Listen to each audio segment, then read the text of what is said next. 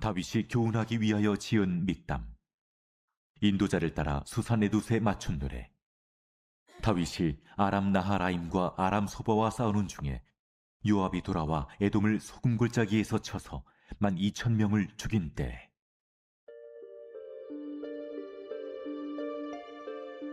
하나님이여, 주께서 우리를 버려 흩으셨고 분노하셨사오나 지금은 우리를 회복시키소서. 주께서 땅을 진동시키사 갈라지게 하셨사오니 그 틈을 기우소서. 땅이 흔들림이니이다. 주께서 주의 백성에게 어려움을 보이시고 비틀거리게 하는 포도주를 우리에게 마시게 하셨나이다.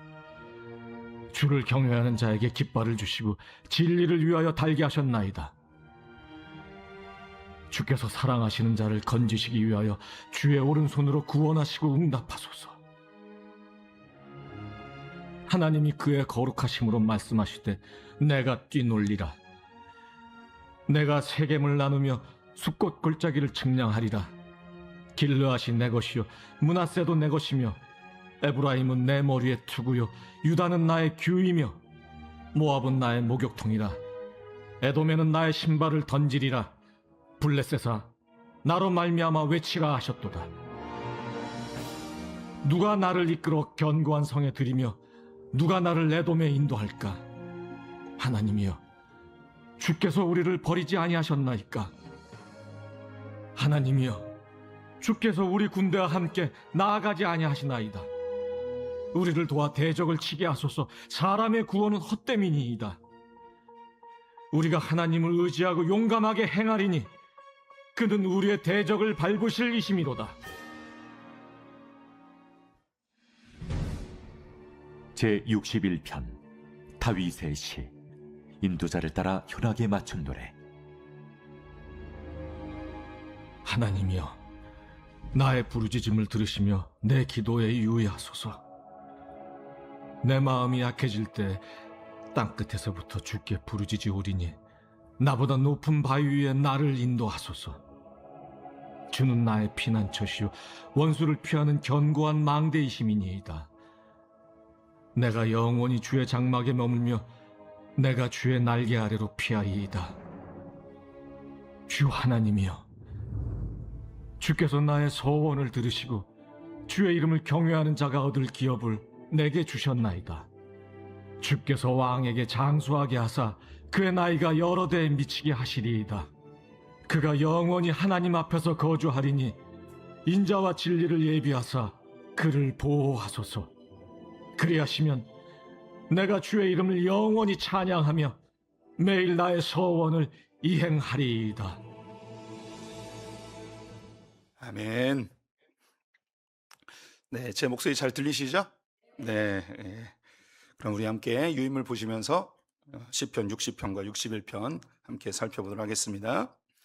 시편은 총 5권으로 구성되어 있죠. 제2권은 42편부터 72편까지 총 31개의 시로 구성되어 있습니다. 시편 2권은 4개의 단락으로 이루어져 있는데요. 42편부터 49편이 고라 자손의 시, 50편이 아삽의 시, 51편부터 71편이 다윗의 시, 72편이 솔로몬의 시로 구성되어 있습니다. 우리는 시편 2권을 시온 신학의 관점으로 살펴보고 있죠. 시온 신학은 하나님의 임재의 장소인 시온을 중심으로 성경 전체를 바라보는 것입니다. 그 핵심은 하나님의 도성인 시온을 하나님이 친히 세우시고 완성하신다는 것입니다. 첫 번째 단락 42편에서 49편은 포로 귀의 이스라엘이 시온의 영광을 그리워하는 노래들로 구성되어 있습니다. 두 번째 단락 50편은 왜 시온에서 이스라엘이 쫓겨났는가에 대한 이야기죠. 하나님이 원하시는 예배를 드리지 못했기 때문이었습니다. 세 번째 단락 51편에서 71편 다윗의 시들로 이루어져 있는데요. 그 51편 첫 번째 시가 하나님이 원하시는 예배는 상한 심령과 통회하는 마음임을 알려주고 있습니다. 그리고 다윗이 광야와 굴을 경험할 때에 예루살렘이 아닌 오히려 광야와 굴에서 시온을 경험하였다는 이야기를 하고 있죠. 장소가 아닌 하나님이 계신 곳이 시온임을 알려주는 내용입니다. 이제 시온이 파괴되었을 때 어떤 일이 벌어지는가를 58편부터 보여주고 있는데요. 58편은 악한 통치자로 인해 국가적인 고통을 당하는 것, 59편은 개인이 고통을 당하는 것을 보여주고 있습니다. 60편과 61편은 시온이 파괴되었을 때의 국가적 패배 그리고 개인의 고립에 대해서 이야기를 해주고 있습니다. 오늘 60편과 61편을 살펴보죠. 58편부터 시온이 파괴되었을 때, 즉 하나님의 은혜의 날개가 거두어졌을 때에 무슨 일이 벌어지고 있는지를 노래하고 있습니다. 이 노래는 시온의 회복, 은혜의 날개의 회복을 갈망하는 노래들입니다. 오늘 60편과 61편은 하나님의 은혜의 날개가 거두어져 전쟁으로 패배하고 쫓기는 상황을 배경으로 하고 있습니다. 그럼 60편부터 살펴보죠. 60편은 표제어가 아주 깁니다. 그래서 표제어를 먼저 설명하고 본문으로 들어가 보죠. 우리 표제어 같이 읽어볼까요? 시작. 다윗이 교훈하기 위하여 지은 믹담, 인도자를 따라 수산 에두스에 맞춘 노래. 다윗이 아람 나하라임과 아람 소바에서 싸우는 중에 요압이 돌아와 에돔을 소금 골짜기에서 쳐서 12,000명을 죽인 때에. 네, 시편 60편의 표제어입니다. 시편 60편은 표제어가 아주 길죠. 하나씩 살펴보겠습니다. 일단 시편 60편은 다윗이 교훈하기 위하여 지은 믹담이라고 되어 있죠. 다윗의 믹담시는 시편 16편 그리고 56편에서 60편이 다윗의 믹담시입니다. 다윗이 믿음의 후배들에게 귀한 신앙적 메시지를 전달하기 위해 심혈을 기울여 만든 것이 믹담시라고 우리 지난 시간들에서 보았죠. 그래서 이 시는 다윗이 특별한 목적을 가지고 믿음의 후배들에게 자기의 생애의 예전 경험들을 기억하면서 지은 시입니다. 시편 60편은 인도자를 따라 수산 에두스에 맞춘 노래라고 되어 있습니다. 즉 인도자를 따라 부르는 회중 찬양인 것이고요. 수산은 백합화자는 뜻이고 에두스는 언약, 증거라는 뜻입니다. 이것을 직역하면 언약의 백합화인데요. 수산 에두스는 특정 곡조를 의미하는 것인데요. 백합화, 붉은 투율미 모양의 들꽃입니다. 백합화의 아름다움과 언약이라는 비장함이 결합되어 화려하면서도 힘이 있는 찬양 곡조가 아니었을까 생각해 봅니다. 네, 지금은 그 가사만 남아 있는 거고요. 곡조는 다 사라진 거예요. 그래서 수산 에돗에 맞춘 노래라 함은 그 당시에 어떤 그 가락을 만든 거죠. 그 가락에 맞춰서 이 노래를 부른 것입니다. 네, 그 언약의 백합화. 네, 백합화라고 하면 우리 성도님들은 그 하얀색 백합화를 떠오르시겠지만 이스라엘에 가게 되면 들에 백합화가 피어 있는데 그걸 백합화라고 부릅니다. 우리로 하면은 양귀비꽃하고 뒤 비슷합니다.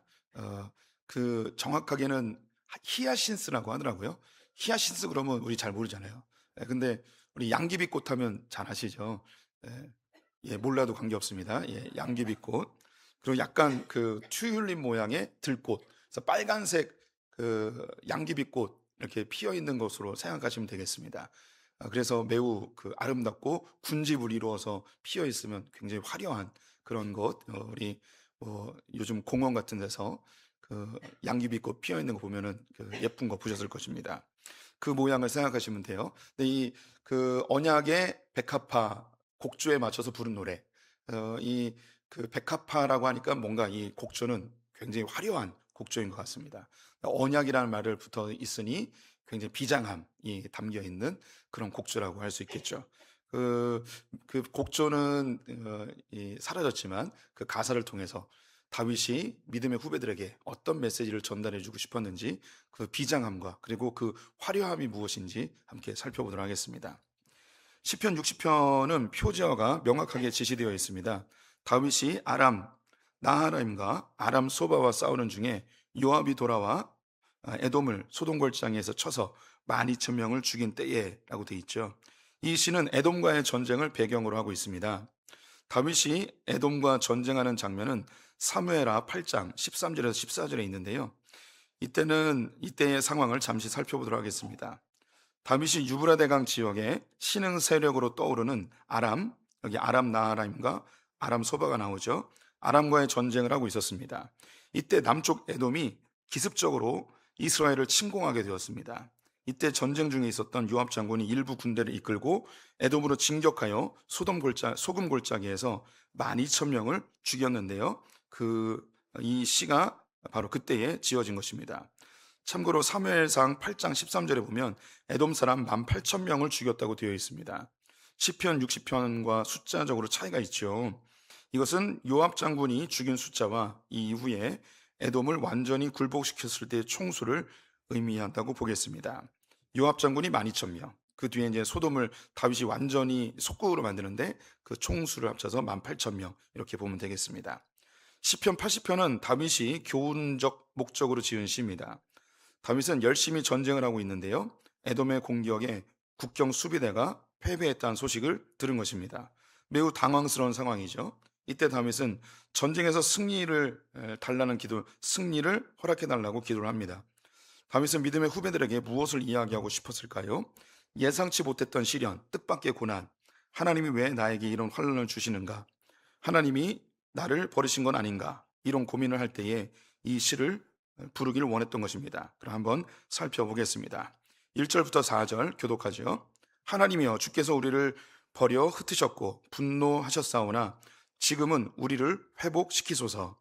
주께서 땅을 진동시키사 갈라지게 하셨사오니 그 틈을 기우소서. 땅이 흔들림이니이다. 주께서 주의 백성에게 어려움을 보이시고 비틀거리게 하는 포도주를 우리에게 마시게 하셨나이다. 주를 경외하는 자에게 깃발을 주시고 진리를 위하여 달게 하셨나이다. 1번입니다. 다윗은 에돔과의 전쟁에서 패배한 이유가 뭐라고 고백하나요? 1절에 답이 있습니다. 하나님이여 주께서 우리를 버려 흩으셨고, 에돔과 전쟁을 했는데 패배했어요. 패배한 게 자신이 실력이 없어서 작전이 틀려서 그게 아니고 하나님이 우리를 패배하게 만드셨다는 거죠. 그래서 하나님께 원인이 있으니 하나님께 이 문제를 가지고 나가는 겁니다. 그 옆에 지도가 있는데요. 참고를 위해서 보여드립니다. 그 맨 위에 아람이라고 있죠. 지금의 시리아입니다. 그리고 암몬, 여기가 요즘에 이제 요르단이고요. 그리고 모압, 에돔이 이제 밑에 있습니다. 에돔은 이제 이스라엘이 지금 다 차지하고 있고요. 모압은 이 요르단이 다 차지하고 있습니다. 이렇게 맨 위에 아람에서 전쟁하고 있는데 에돔이 갑자기 밑에서 쳐들어온 거예요. 그래서 주력군이 아람에 있는데 그래서 당연히 패배했겠죠. 근데 하나님께서 왜 이 에돔을 우리로 공격하게 하였는가? 하나님께서 이 일에 어떤 목적이 있는가? 이런 고민들에 빠지게 된 거죠. 한번 가볼게요. 패배의 고통. 다윗은 아람 지역에서 전쟁을 하고 있는데요. 에돔이 기습적으로 국경선을 넘어오게 되었습니다. 대부분의 전력이 아람에 있었다고는 해도 국경선이 무너진 것이 너무 충격이었습니다. 다윗은 이 상황을 다음과 같이 고백합니다. 오 하나님, 주께서 우리를 거절하셨고 우리의 방어선을 부수셨습니다. 주께서 진노하셨으니 오 우리를 구원하소서. 주께서 땅을 진동시키셨고 그것을 찢으셨으니 그 갈라진 것을 고치소서. 땅이 흔들거립니다. 주께서 주의 백성들로 어려움을 보게 하셨으며 주께서 우리로 포도주를 마시게 하시어 우리를 비틀거리게 하셨습니다. 주님은 주를 경외하는 자들을 위해 깃발을 세우셨으니 활의 공격을 피하여 그곳으로 달아나게 하려 하심이라. 다윗은 자신들의 방어선 무너진 것이 여호와로 인한 것이라고 고백하고 있습니다. 다윗은 전쟁의 패배를 전략의 실패로 보지 않는 것이죠. 다윗은 하나님이 분노하셔서 자신의 나라를 보호하지 않으신 것이라고 진단하였습니다. 이런 국가적인 위기를 지진에 비유하며 땅이 진동하고 갈라진 것으로 묘사하고 있습니다. 또한 백성들이 당황하여 허둥대는 모습을 하나님께서 포도주를 마시게 하여 비틀거리는 것이라고 묘사하고 있죠. 다윗은 국가적인 위기의 상황을 맞이했습니다. 있을 수 없는 일이 일어난 것입니다. 다윗에게 이스라엘은 하나님이 통치하시는 시온이셨죠. 그 땅의 방어선, 방벽이 뚫린 것은 하나님의 은혜의 날개가 거두어졌다는 의미입니다. 이것은 이스라엘이 하나님께 범죄한 결과이고 하나님의 징계로 본 것이죠. 그래서 다윗은 하나님께 간구하는 것입니다. 주여 우리를 구원하소서. 다윗은 국가적 위기를 땅이 진동하고 땅이 갈라지는 것으로 묘사하고 있습니다. 이 일로 실제 백성들의 마음에 일어났습니다. 정말 하나님이 계신 것인가? 다윗이 혼자 헛짓거리 하는 거 아닌가? 괜히 다윗 따라다니다가 우리나라 다 망하는 거 아닌가? 우리도 이방신 선교하는 거 아닌가? 두려움이 몰려왔고 마음이 갈라졌고 의견이 나뉘어졌습니다. 백성들은 술에 취한 것처럼 이리저리 비틀거리며 우왕좌왕 겁에 질려 있습니다. 하지만 이런 혼란한 상황 속에서도 주를 경외하는 자에게는 하나님이 깃발을 주십니다. 향방 없이 갑작스러운 공격에 우왕좌왕하던 사람들이 방향을 잡을 수 있는 표대가 주어진 것이죠. 적들의 맹렬한 공격에 어디로 가야 할지 알려주는 이정표가 되어 줍니다. 네, 이 부분 머리에 좀 그려지셨으면 좋을 것 같습니다. 예, 북쪽에 있는 아람과 전쟁하기 위해서 다윗과 그리고 온 군대가 그것으로 진격을 했습니다. 근데 그 빈틈을 타서 에돔이 밑에서 공격해 온 거죠. 방어선이 무너졌습니다. 이 소식을 들었을 때에 백성들의 마음이 막 갈라지는 거죠. 지진이 나서 갈라지듯이 사람들의 의견이 갈리고 이 다윗이 정말 우리가 따라야 될 사람인가 막 이런 의견들이 막 나뉘어지게 되었습니다. 사람들이 우왕좌왕하고요, 마치 술에 취한 사람처럼 어떻게 해야 될지 몰라서 이제 비틀거리고 있는 백성들의 모습을 보며 다윗이 굉장히 당황을 했습니다. 그때에 고백하는 게 여기 이제 깃발이 나오는데요. 하나님을 경외하는 자에게 하나님께서 깃발을 주셨다. 그 깃발을 보고 가는 자는 화살을 피할 수 있게 해주셨다 하며 그 깃발을 바라보고 나아가는 다윗의 모습을 지금 그리고 있습니다. 온 백성들이 마음이 갈라져 패배의 고통을 겪고 있는데 하나님을 경외하는 사람은 이 우왕좌왕하는 사이에 뭘 보고 있는가? 하나님이 내 것인 깃발을 바라보고 그것을 향해 가고 있는 모습입니다. 계속 읽어볼게요. 우리도 인생을 살다 보면 느닷없이 찾아오는 고난이 있습니다. 나는 주님을 바라보며 열심히 살고 있는데 갑자기 질병에 걸리기도 합니다. 자녀들이 사고를 당하기도 하고요. 남편의 사업이 갑자기 망하기도 합니다. 부모님이 갑자기 돌아가시기도 하죠. 이럴 때 믿음의 사람들은 시선이 하나님께로 향하게 됩니다. 하나님, 왜 은혜의 날개를 거두셨습니까? 내가 주님께 무엇을 잘못했습니까? 인생의 터가 갈라져 흔들립니다. 이 상황을 받아들이기가 너무너무 어렵습니다. 정신은 혼미해져서 마치 술에 취한 사람처럼 어떻게 해야 할지 모릅니다. 그런데 이때 하나님이 깃발이 되어주십니다. 5절부터 8절 교독해 보도록 하겠습니다. 주께서 사랑하시는 자를 건지시기 위하여 주의 오른손으로 구원하시고 응답하소서. 하나님이 그의 거룩하심으로 말씀하시되 내가 뛰놀리라. 내가 세겜을 나누며 숫꽃 골짜기를 측량하리라. 길르앗이 내 것이요 므낫세도 내 것이며 에브라임은 내 머리의 투구요 유다는 나의 규이며 모압은 나의 목욕통이라. 에돔에는 나의 신발을 던지리라. 블레셋아 나로 말미암아 외치라 하셨도다. 2번입니다. 다음 중 맞는 것을 연결시켜 주세요. 네, 재밌죠? 예. 유다는 무엇입니까? 규. 네, 에브라임은 투구입니다. 모압은 목욕통, 에돔은 신발. 예, 이렇게 연결을 잘 하셨습니다. 100점. 참 잘했어요. 하나님의 응답. 백성들은 갑작스러운 에돔의 공격에 정신이 나갔고 어떻게 해야 할지를 모르는 상황입니다. 백성들은 하나님과 다윗을 원망하고 있습니다. 민심은 갈라지고 술에 취한 사람들처럼 소리를 지르고 향방 없이 두려워 비틀거리고 있습니다. 하지만 이때 하나님을 경외하는 자들은 하나님의 깃발을 발견하고 그곳으로 달려갑니다. 그리고 기도합니다. 주의 사랑하는 자들을 건져 주소서. 주의 오른손으로 구원을 베푸시어 우리에게 응답하소서. 다윗은 시온의 통치자, 시온을 완성하시는 분이 하나님이심을 신뢰하고 있었습니다. 이 시온은 자신의 힘과 능력으로 지키거나 완성할 수 있는 것이 아님을 고백하고 있습니다. 이때 하나님께서 다윗에게 응답하십니다. 그 하나님이 깃발이 되셨고 그 깃발을 향해 달려갔습니다. 그리고 하나님께 기도하는 거죠. 하나님, 우리를 건지시고 구원해 주십시오. 그렇게 깃발을 향해 달려갔더니 하나님이 다윗에게 응답해 준 거예요. 뭐라고 응답하셨는가? 하나님의 목소리입니다. 내가 승리를 거두어 세겜을 나누어 주리라. 숫꽃 골짜기를 측량하여 내 백성에게 건네주리라. 길르앗은 나의 것, 므낫세도 나의 것, 에브라임은 내 투구요 유다는 내 지휘봉이라. 그러나 모압은 고작 내 목욕통으로나 쓰리라. 에돔에는 나의 신을 벗어던져 나의 소유임을 밝히리라. 또한 블레셋을 격파하여 승전가를 부르리라. 다윗 역시 에돔의 갑작스러운 공격에 당황하였습니다. 우왕좌왕하는 백성들의 모습이 지진으로 땅이 갈라짐처럼 느껴졌습니다. 이때 다윗은 여호와의 깃발로 달려갔고 기도하였습니다. 주의 사랑하는 자들을 건져 주소서. 이때 다윗은 하나님께 응답을 받습니다. 걱정하지 마. 내가 너의 조상들에게 세겜을 나눠줬지.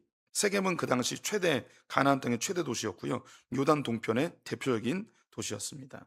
숫고 골짜기를 측량해서 너희에게 주었지. 숫고 골짜기는요, 야곱이 가나안 땅에 들어와 처음으로 거주한 곳이고요. 요단 동편을 의미합니다. 므낫세와 길르앗 땅이 원래 나의 것이고, 에브라임은 내가 얼마나 강력한 군사력으로 키웠지. 유다는 또한 내가 이 땅의 통치자로 키웠잖아. 걱정하지 마. 모압, 쟤네는 나의 목욕통이나 쓸까? 에돔, 쟤는 내가 신발을 벗어던지는 신발장에 불과해.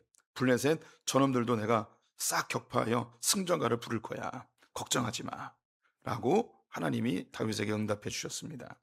9절부터 12절 교독해 봅니다. 누가 나를 이끌어 견고한 성에 들이며 누가 나를 에돔에 인도할까? 하나님이여 주께서 우리를 버리지 아니하셨나이까. 하나님이여 주께서 우리 군대와 함께 나아가지 아니하시나이다. 우리를 도와 대적을 치게 하소서. 사람의 구원은 헛됨이니이다. 우리가 하나님을 의지하고 용감하게 행하리니 그는 우리의 대적을 밟으실 이심이로다. 3번입니다. 다윗의 용기는 어디에서 나오는 것일까요? 12절에 있습니다. 우리가 하나님을 의지하고 용감하게 행하리니. 다윗의 용기는 하나님을 의지할 때 나오게 된 것입니다. 다윗의 용기. 아람과의 전쟁에 온 군대가 집중하고 있을 때에 에돔이 기습적으로 국경선을 넘어 침입해 들어왔습니다. 전혀 예상하지 못한 상황에 모두가 당황했을 때에 다윗은 하나님의 깃발로 달려가 기도하였습니다. 주여 우리를 건지소서. 하나님은 온 세상의 통치자이시며 시온을 직접 보호하고 지키심을 응답하셨습니다. 이제 이 말씀에 의지하여 다윗이 반응할 차례입니다. 다윗은 고백합니다. 우리가 하나님을 의지하여 용감하게 나가겠습니다. 누가 나를 견고한 성으로 데려갈까? 누가 에돔으로 나를 인도할까? 오 하나님, 주께서 우리를 버리지 아니하셨나이까? 오 하나님, 주님께서 우리의 군대와 함께 가지 아니하셨습니다. 오 대적을 이기도록 우리에게 도움을 주소서. 사람의 구원은 쓸데없습니다. 하나님이 함께 하시니 우리가 용기를 낼 것입니다. 주께서 우리의 대적을 짓밟으실 것입니다. 우리의 인생에 뜻하지 않은 어려움을 겪을 때가 있습니다. 땅이 갈라져 빠져드는 느낌을 받게 됩니다. 아픔 캄캄하고 어떻게 해야 할지 몰라 다들 우왕좌왕하게 됩니다. 이때 하나님을 경외하는 자들은 주님의 십자가를 바라보며 그 앞으로 나아갑니다. 그리고 기도합니다. 주님 도와주세요. 그때 하나님은 우리에게 응답하십니다. 나는 모든 것을 통치하고 다스린다. 지금까지 너의 삶을 통치하였듯이 지금 이 상황도 내가 다 다스리고 있단다. 걱정하지 마라. 우리는 기도를 마치고 나와 함께 하시는 하나님으로 인해 용기를 내어 다시 도전합니다. 이것이 그리스도의 삶이고 시온 신학입니다. 다윗이 믿음의 후배들에게 이 시를 심혈을 기울여서 만들어서 준 거죠. 어쩌면 다윗의 인생 가운데 가장 당황스러웠던 사건, 이것이 아니었을까 싶습니다. 사람들의 마음이 갈라지고 다윗을 신뢰할 수 있는가? 하나님이 우리 편인가? 이런 고민을 했던 때인 거죠. 그런데 이런 일은 다윗만 경험하는 게 아니고 저와 우리 성도들 모두가 인생 가운데 만날 수 있게 되는 일이죠. 전혀 예상하지 못했던 당황스러운 일들이 벌어졌을 때, 사람들이 인생을 살다 보면 비슷한 일들을 다 당해요. 사고를 경험할 때도 있고, 재정적인 어려움을 겪을 때도 있고, 사랑하는 사람을 잃을 때도 있고, 그런 큰 충격 속에 완전히 낙심해서 인생을 포기하는 극단적인 그 방향으로 가는 사람도 있고, 혹은 자기의 인생을 술이나 잊기 위해서 도박이나 어떤 중독으로 흐르는 사람도 있고, 또 그 트라우마라고 하죠. 그 심각한 그 충격에 헤어나지 못하여서 일상생활을 못하는 사람들도 있습니다. 그런데 우리 여기 계신 성도님들뿐만 아니라 믿음의 사람들은 그런 뜻하지 않은 큰 충격을 받았을 때에 아, 그 다른 사람은 다 낙심하고 있는데 꼿꼿하게 일어서서 다시 자기의 길을 걷는 사람들이 있습니다. 그 사람들이 누군가 하나님이 세우신 깃발을 바라보고 하나님께 나아가서 주님께 기도하며 내가 너의 삶을 다스리고 있어. 내가 지금까지 널 인도했듯이 이후로도 너의 삶을 인도할 거야. 이 하나님의 위로하심, 하나님의 격려, 이 아름다운 하나님의 음성을 듣고 다시 일어나죠. 주변 사람들이 이상하게 생각합니다. 아니 그런 일을 당하고도 어떻게 그렇게 아무 일 없듯이 그렇게 살 수 있냐고 이야기하는 그런 고백을 우리 성도님들이 들어왔고 또 우리 주변에서 그런 분들을 많이 볼 수가 있습니다. 예. 우리 할머니, 참 정업기로 유명한 우리 할머니. 네, 우리 할머니는 할아버지가 60세에 돌아가셨어요. 환갑잔치 하고 얼마 있다 돌아가셨어요. 그때 그 할머니의 연세가 할아버지하고 몇 살 차이 안 나셨는데 제가 봤던 할머니는 할아버지가 돌아가셨는데 약간 그 뭐랄까요? 그 자유함을 누리는 듯한 그런 느낌이었어요. 그래서 좀 이상했어요. 그리고 저희 아버지가 2001년도에 돌아가셨는데 할머니보다 먼저 돌아가신 거죠. 할머니가 2013년도에 돌아가시고 아버지가 2001년도에 돌아가셨으니까 12년 먼저 돌아가신 거죠. 저희 어머니가 되게 서운해하셨어요. 왜 서운해하셨냐면 아들이 죽었는데 어떻게 저렇게 멀쩡하냐고. 우리 엄마는 막 굉장히 힘들었어요. 그 엄마 아빠 사이가 별로 안 좋았거든요. 근데 그런 거 있잖아요. 사이 좋은 사람이 죽으면 잊어버리는데 싸우던 사람이 죽으면 더 그리워한다고. 여기 다 그리워할 사람들이 많이 있네요. 저희 어머니는 그 아버지가 함께 살던 집에서 자꾸 아버지 생각이 난다고 못 산다고 그래서 집 팔아버리고 다른 데로 이사가 버리셨어요. 그런데 할머니는 너무 멀쩡한 거예요. 우리 엄마하고 할머니 누가 더 마음이 아플까 이건 경중을 따지긴 어려운데 우리 할머니가 약간 매정한 건 있긴 해요. 근데 저희 할머니는 이 세상의 풍파에 별로 신경이 없으세요. 별로 신경 안 쓰세요. 할머니는 뭐만 바라보시냐면 주님의 깃발만 바라보고 가시는 분이시죠. 근데 이런 분들이 우리 성도님들 주변에 덜어 있으세요. 우리 성도님들의 부모님일 수도 있고 그리고 여기 계신 분들일 수도 있습니다. 사랑하는 자녀를 먼저 잃을 수도 있어요. 남편을 잃을 수도 있고 뜻하지 않게 집안이 쏠딱 망할 수도 있어요.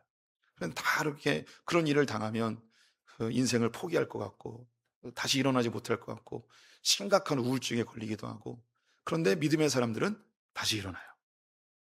하나님이 세우신 깃발을 바라고 그 깃발 밑으로 달려가 주님께 우리의 속마음을 다 토해낸 다음에 주님의 음성을 듣죠. 내가 너의 인생을 책임져 줄게. 내가 너를 다스려주고 있어. 내가 이전에 너를 도왔던 것처럼 이후로도 너와 함께 동행해 줄게.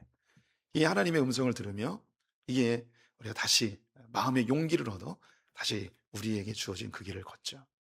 주변 사람들의 비아냥도 있습니다. 아니 예수 믿는다면서 왜 그런 집에 이런 일이 생기는 거야? 예수 믿는다면서 왜 병에 걸리는 거야? 예수 좀 믿고 교회 다니면서 왜 하나님이 안 도와줘서 집안이 망한 거야? 이런 비아냥 소리를 들으면 너무 혼란스럽죠.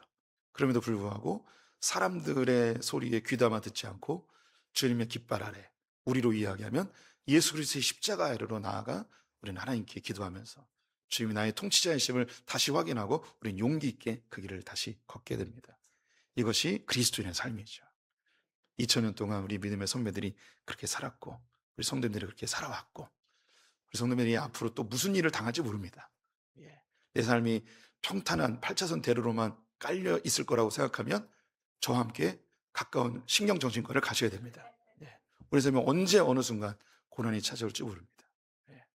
그래도 우리는 잠시 어려울 수 있죠. 어디로 달려가야 되는가? 십자가 밑으로 달려가 주님께 토해내고 주님이 내 삶의 통치자이시고 나를 인도하시는 우리의 목자 되심을 다시 한번 확인하고 우리는 다시 용기를 얻어 한 걸음씩 걸어가야겠죠. 이제 62편으로 넘어가 보도록 하겠습니다. 다윗의 인도자를 따라 현악에 맞춘 노래. 하나님이여 나의 부르짖음을 들으시며 내 기도에 유의하소서. 내 마음이 약해질 때에 땅 끝에서부터 주께 부르짖으오리니 나보다 높은 바위에 나를 인도하소서. 주는 나의 피난처시요 원수를 피하는 견고한 망대이심이니이다. 내가 영원히 주의 장막에 머물며 내가 주의 날개 아래로 피하리이다. 1번입니다. 하나님에 대한 다윗의 표현이 아닌 것은 무엇일까요? 1번 높은 바위, 2번 피난처, 3번 망태기, 4번 견고한 망대. 예. 망태기를 모르는 분들도 있을 것 같아요. 네. 네. 예. 예. 예. 이렇게 물건 담는 큰 옛날에 쓰던 있습니다. 예. 다윗의 강구 시편 60편과 61편은 시온이 파괴된 상황, 즉 하나님의 통치가 사라졌다고 느꼈을 때에 부르는 찬양이었습니다. 시편 60편은 에돔의 갑작스러운 공격에 온 백성들이 하나님이 우리를 버리셨다고 느끼는 위급한 상황이었습니다. 이때 다윗이 하나님께 나아가 기도하였더니 여전히 하나님은 온 열방의 통치자이심을 응답하셨죠. 시편 60편은 공동체, 국가, 교회, 가족에 대한 노래였다면 시편 61편은 개인의 기도입니다. 시편 61편은 다윗의 시로 인도자를 따라 현악에 맞춘 노래입니다. 예배 시간에 회중이 함께 부르는 찬양이죠. 역사적 배경은 나와 있지 않습니다. 그러나 원수를 피하다라는 말로 위급한 상황임은 알 수 있습니다. 다윗이 위급하게 원수를 피하는 상황은 사울과 압살롬 때였습니다. 이 중에서 갑작스러운 위급한 도망은 압살롬의 때에 더 가깝습니다. 압살롬은 헤브론에서 이스라엘 지도자를 불러 스스로 왕위에 오르고 정광석화처럼 예루살렘으로 진격해 들어옵니다. 다윗은 급히 도망해야 했고 군대는 없었고 자신을 보호하는 경호부대가 전부였습니다. 요단강을 겨우 건너서 마하나임으로 피신을 하였는데요. 압살롬의 군대가 코앞까지 추격해 왔습니다. 이때 이 찬양을 지었을 가능성이 높죠. 우리의 인생에도 뜻하지 않는 위기가 갑자기 몰아칠 때가 있습니다. 이런 상황에 다윗이 뭐라고 기도하였는지 함께 봅시다. 나의 부르짖음을 들으소서. 오 하나님, 나의 기도를 들으소서. 이거 잘못했습니다. 이거 이렇게 읽으면 안 되고요. 단종처럼 읽어야 됩니다. 나의 부르짖음을 들으소서. 오 하나님, 나의 기도를 들으소서. 밥상을 물려라. 내 마음이 완전히 낙심될 때에 땅 끝에서부터 주를 부르나이다. 주여, 나를 나보다 높은 바위로 인도하소서. 주는 나의 피난처시요 원수를 피하는 견고한 망대이십니다. 나로 주의 장막에 영원히 거하게 하소서. 나로 주의 날개 아래 피하게 하소서. 네, 이렇게 와우. 네, 왕과 사는 남자를 보고서 저희 아내가 저에게 이렇게 이야기했습니다. 당신은 영화 배우를 했어야 된다고. 유해진 못지않은 명배우가 됐을 거라고. 그래서 제가 화답했습니다. 나는 디카프리오라고. 네, 계속 읽어보죠. 다윗은 압살롬을 피해 예루살렘의 이스라엘의 영토 끝인 마하나임까지 도망을 왔습니다. 마음은 완전히 무너져 내렸고 아무 의욕도 없는 상태였습니다. 이때 다윗이 생각나는 것은 하나님의 날개 밑이었습니다. 주 날개 밑 내가 편안히 쉬네. 밤 깊고 비바람 불어쳐도 아버지께서 나를 지켜주시니 거기서 평안히 쉬리로다. 주 날개 밑 나의 피난처 되니 거기서 쉬기를 원하노라. 세상이 나를 위로치 못하나 거기서 평화를 누리리라. 주 날개 밑 참된 기쁨이인데 고달픈 세상길 가는 동안 나 거기 숨어 돌보심 받고 영원한 안식을 얻으리라. 주 날개 밑 평안하다. 그 사람 끊을 자 누이뇨. 주 날개 밑 내 쉬는 영혼 영원히 거기서 살리. 당신은 절망하여 어디까지 내려가 보셨습니까? 아무도 없는 곳에서 숨고 싶고 아무도 나를 모르는 곳으로 숨고 싶은 적이 없었는가요? 내 인생은 다 망친 것 같고 하나님은 나를 버리신 것 같은 상황에 놓였을 때 당신은 무엇을 할 수 있을까요? 다윗은 노래합니다. 주님, 나는 힘이 없습니다. 나를 주의 날개 아래로 인도하소서. 예, 요 상황도 이제 머리에 그려지셨으면 좋겠는데요. 압살롬이 왕위에 스스로 오르고 이스라엘의 지도자들의 마음을 다 사서 예루살렘으로 공격해 들어왔습니다. 갑작스러운 공격에 다윗은 아무것도 챙기지 못하고 자기의 가족 몇 명과 또 자기와 함께 있는 근위 대원들과 함께 요단강을 건너 이 이스라엘의 가장 그 동쪽 끝인 마하나임으로 도망을 가게 된 거죠. 밤새 도망왔습니다. 온몸에 기운이 다 빠져 있고 먹을 것도 제대로 못 먹고 자신의 육신도 힘들지만 무엇보다도 자기의 아들이 자기를 배신한 것에 대한 큰 충격, 그리고 자기와 함께했던 그 신하들이 자기를 버렸다는 그런 실망감, 이것이 그의 마음을 완전히 낙심하게 하였습니다. 그래서 제가 왜 이렇게 작은 목소리를 걷는가, 이 부분이 왕과 사는 남자의 단종의 마음이 느껴졌기 때문이죠. 안 보신 분들은 오늘 예배 끝나고 가셔서 보시면 되겠습니다. 모든 신하들이 자기를 배신하고 자기의 아들이 자기를 버리고 온몸에 힘이 다 빠져서 이제 할 수 있는 건 아무것도 없습니다. 이 압살롬은 추격해서 코앞까지 오게 되었고 피할 데도 없습니다. 이제 마하나임이 지나면 다른 나라로 가야 되는 거예요. 자기가 왕인데 다른 나라로 갈 수 없는 거죠. 땅끝이라고 표현한 이곳이 이스라엘의 끝이었습니다. 그래서 이제 힘이 다 빠진 상태에서 구할 수 있는 것은 한 가지, 주님, 주의 날개 아래로 나를 인도해 주십시오. 피할 데가 없는 거예요. 숨 쉴 곳도 없는 거죠. 그런데 우리 성도님들이 인생을 살다 보면 개인적으로 그런 경험을 할 때가 있습니다. 아무도 만나고 싶지 않고 모든 사람이 나를 손가락질하는 것 같고 저 무적액 밑으로 내가 빠져드는 것 같고 인생은 살 필요 없을 것 같고 주님 나를 버린 것 같고 이런 개인적인 심각한 절망감에 놓였을 때 이 다윗의 이 시가 우리에게 어떤 교훈을 주는지 보겠습니다. 4절 뒤에 셀라가 나와요. 셀라가 무슨 의미인지 말씀드렸죠. 곡조가 바뀌는 거예요. 지금 1절부터 4절은 단종의 목소리로 막 이렇게 정말 너무너무 슬퍼서 이렇게 노래하고 있었는데 이제 5절부터 새로운 곡조로 바뀌게 됩니다. 5절부터 8절 교독해 보겠습니다. 주 하나님이여, 주께서 나의 서원을 들으시고 주의 이름을 경외하는 자를 얻을 기업을 내게 주셨나이다. 주께서 왕에게 장수하게 하사 그의 나이가 여러 대에 미치게 하시리이다. 그가 영원히 하나님 앞에서 거주하리니 인자와 진리를 예비하사 그를 보호하소서. 그리하시면 내가 주의 이름을 영원히 찬양하며 매일 나의 서원을 이행하리이다. 2번입니다. 다윗의 서원은 무엇일까요? 주의 앞에서 영원히 거하며 주의 이름을 찬송하겠다. 입니다. 뭐 해주면, 해주시는 건 뭐냐면, 나를 장수하게 해주시고, 그리고 나를 보호해 주셔서, 여기 왕에게 장수하사, 이 왕이 자기예요. 그를 보호하소서. 그도 다윗입니다. 나를 오래오래 살게 하시고 나를 보호해 주십시오. 이런 하나님께 서원을 하고 그렇게 해주시면 내가 영원히 주님을 찬양하겠습니다. 매일매일 찬양하겠습니다. 그렇게 서원을 하였습니다.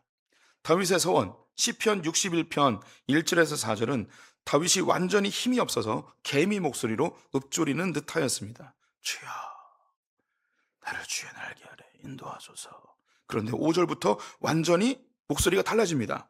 오 하나님, 나의 소원을 들으소서. 주의 이름을 경외하는 자들의 기업을 나에게 주셨나이다. 왕의 연수를 더하시어 그의 연수를 모든 세대에게 미치게 하소서.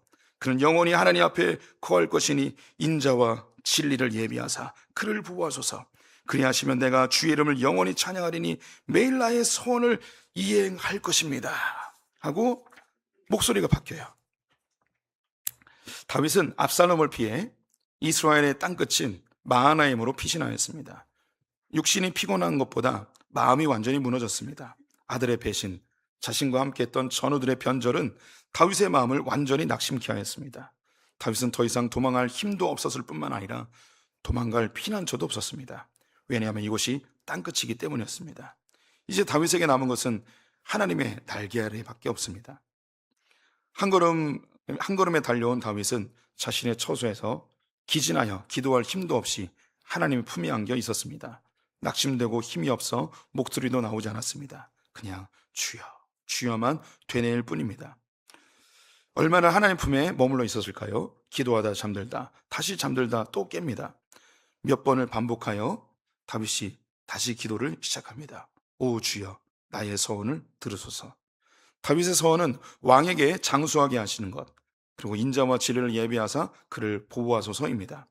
이것이 이루어지면 자신은 영원히 주의 이름을 찬양하겠다고 합니다. 다윗이 이런 기도를 할 수 있었던 것은 하나님의 언약이 떠올랐기 때문입니다. 주의 이름을 경외하는 자가 얻을 기업을 내게 주셨나이다. 이스라엘의 왕조를 자신에게 주신 것에 대한 고백입니다. 하나님이 다윗의 왕조를 영원히 견고히 하시겠다고 하셨기에 서원을 할 수 있었던 것이죠.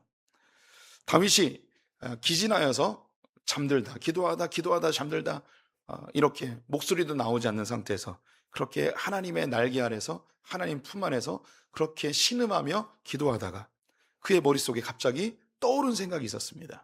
그게 무엇이냐면 하나님께서 다윗의 후손으로 다윗의 왕조를 영원히 견고히 하겠다는 그 기업을 자신에게 주었다는 하나님의 약속이 떠오른 거죠.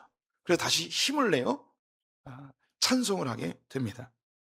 이것과 유사한 장면이 아브라함이 이삭을 번제로 바칠 때입니다. 그때에 이 아브라함이 고민하다가 아침 이른 시간에 이삭과 함께 모리아산으로 가게 되죠. 히브리서 11장을 보게 되면 어떻게 그런 결단을 할 수 있었는가? 하나님께서 약속하여 주신 그 아들을 통해 하늘의 별처럼 바다의 모래알처럼 큰 민족을 이룰 것이라고 이삭을 통해야만 된다고 하나님이 약속해 주셨거든요. 그래서 그 약속이 떠올라 그 이른 아침에 이삭과 함께 모리아산으로 가게 됩니다.